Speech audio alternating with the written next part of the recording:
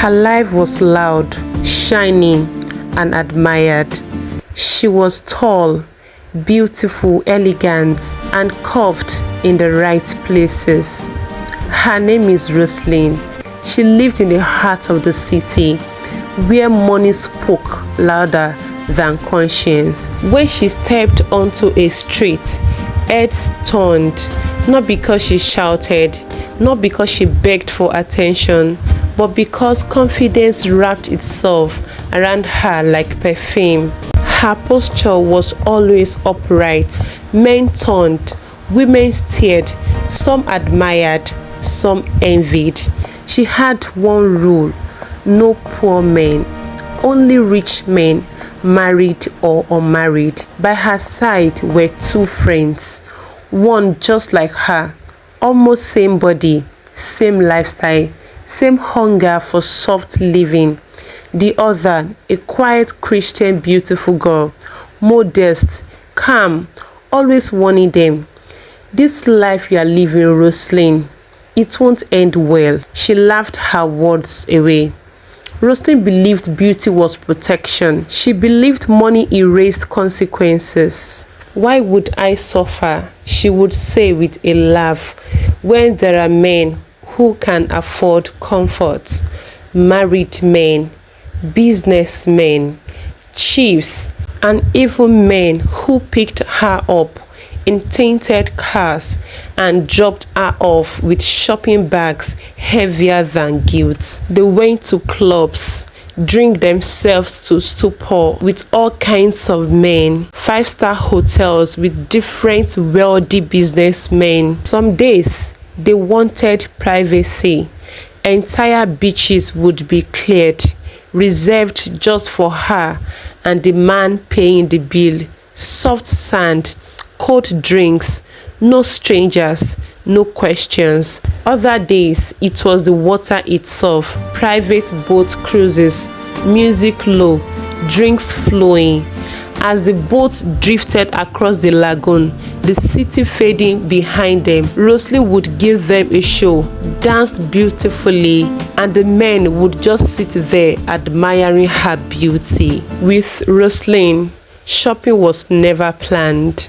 She and her friend would move from one boutique to another. Designer bags, dresses, shoes, all laid out like trophies. When the attendant mentioned the price, Rosemary didn't flinch. She didn't ask questions. She simply smiled and make payments. She has wealthy men who pay her bills. Then, slowly, things changed. Some of the men stopped calling. Others avoided her. Some blocked her contact. Unknown to Rosemary, those same men had started visiting hospitals quietly, one by one. First a businessman, then a chief and a military commander, and even a doctor. Doctors gave them the same news: "You have contracted a serious infection, and you need to start treating it now before it is too late." Fear entered their homes. Silence followed, and Rosemary, she was suddenly alone, and sometimes she cries quietly. It was her Christian friend who noticed the changes, and she said one day, "Rosemary, please go to the hospital. Go check yourself." Reluctantly, she and her Christian friend went to the hospital. "The infection has spread through your system. At this stage, it cannot be cured, only managed." Instead of staying for treatment, she couldn't stand the fact that all the rich men are now avoiding her. Rosemary went to a quiet village, hoping local remedies could fix what modern medicine could not. When she entered the village, farmers paused, married men stared, women whispered. Her beauty caused a stir. "Who is this woman? Where does she come from?" the villagers whispered. Married village men began visiting her quietly. She did not resist them. She visited a local herbalist woman who started giving her herbs, though the woman didn't even know what she was treating her for. Yet Roselyn continued living carelessly, from a married farmer to another married farmer to another palm wine tapper, and even to an old chief in the village. She didn't stop her careless lifestyle, and soon the sickness spread. Men began falling ill. The villagers were confused. Wives became suspicious. Whispers turned into anger. When the elders gathered, the herbalist woman spoke. She came to me with a sickness, one I could not fully understand, and I have been giving her herbs for treatment, but I am not sure she's getting any better. The elders ruled that she must be chased out of the village. She moved to another village. The same thing happened. She was chased out when she started spreading the same sickness to the men. By the third village, her name had gone ahead of her. She was rejected even before she could speak. At the entrance of the village, the women gathered and they shouted, "You cannot come here to our village. Go away." She turned back, dragging her luggage, wearing shame on her face. Then Roselyn returned to the city, but the city did not welcome her.